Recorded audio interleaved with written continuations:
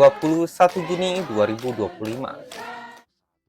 Di sebuah sudut tenang di kota Solo, rumah sederhana di Kelurahan Sumber tiba-tiba menjadi pusat perhatian. Bukan karena skandal, bukan pula karena peristiwa darurat, tapi karena cinta. Warga datang membawa tumpeng, tikar digelar, doa dilantunkan, dan lagu "Selamat Ulang Tahun" menggema di antara pepohonan. Yang berulang tahun bukan orang sembarangan. Ia adalah Presiden ke-7 Republik Indonesia, Joko Widodo, atau yang akrab disapa Jokowi.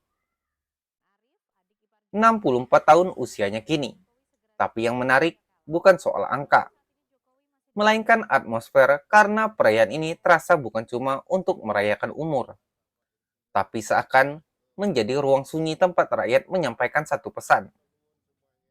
Kami masih di belakangmu, Pak.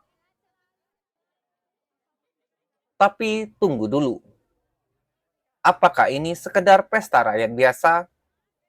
Atau justru sinyal kuat bahwa kekuasaan itu belum sepenuhnya pergi?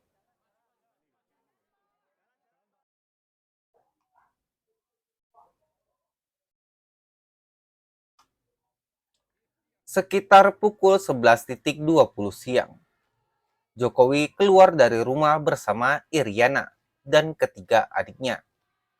Mereka disambut meriah oleh warga yang langsung menyanyikan lagu ulang tahun.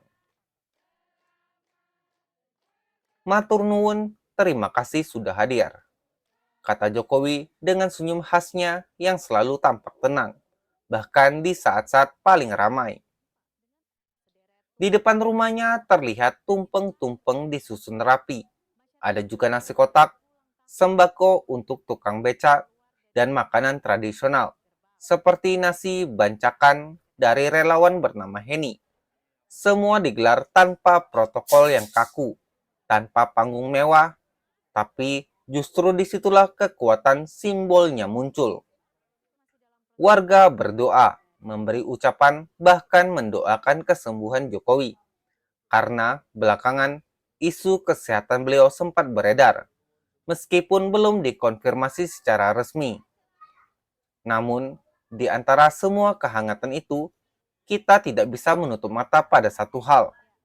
Karangan bunga datang dari perusahaan swasta, dari lembaga militer seperti di Ponorogo, bahkan dari mantan wakil kepala BIN. Apakah ini murni apresiasi atau ada kekuatan politik yang sedang memanaskan mesin dari balik layar?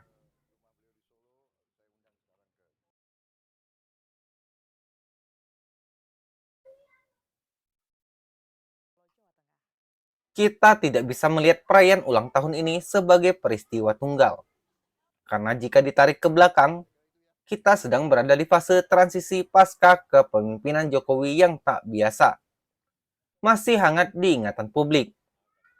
Isu dugaan ijazah palsu Jokowi yang sempat viral dan jadi bahan gugatan ke Mahkamah Agung, meski kemudian dianggap tak berdasar oleh pihak terkait. Gibran Rakabuming Raka, putra Jokowi yang menjadi wakil presiden terpilih, didukung Mahkamah Konstitusi yang sempat menuai kontroversi karena putusan batas usia calon wakil presiden. PDIP, partai yang membesarkan Jokowi, justru berseberangan dengannya di Pilpres tahun 2024.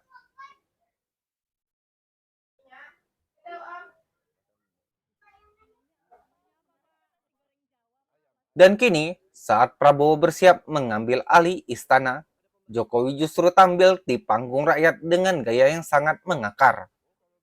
Apakah ini pertanda ia tengah bersiap kembali ke panggung politik? Bukan sebagai tokoh utama, tapi sebagai dalang yang menarik benang kekuasaan dari balik layar.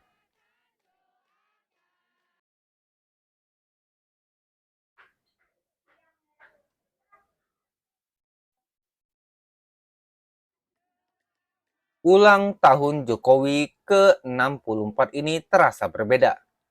Tak ada pernyataan politik, tapi justru menyiratkan lebih banyak dari itu. Di usia yang tak lagi muda, Jokowi masih jadi poros opini publik.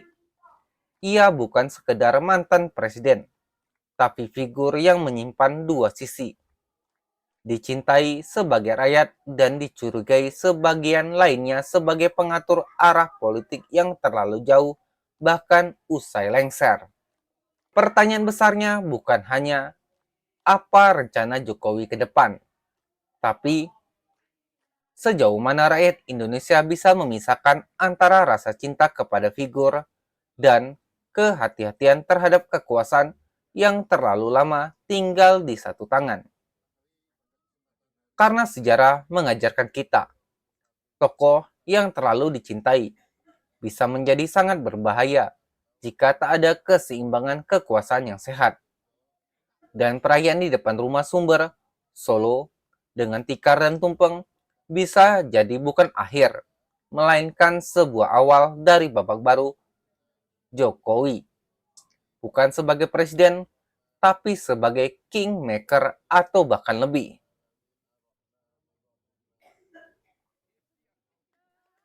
Menurut kamu, apakah Jokowi benar-benar sudah pensiun dari politik? Atau ulang tahun ini adalah langkah awal menuju panggung baru yang lebih dalam?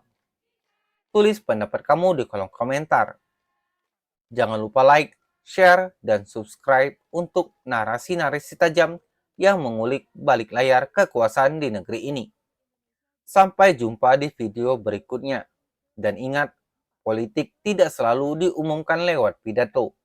Kadang ia muncul di balik senyum, tumpeng, dan tikar sederhana.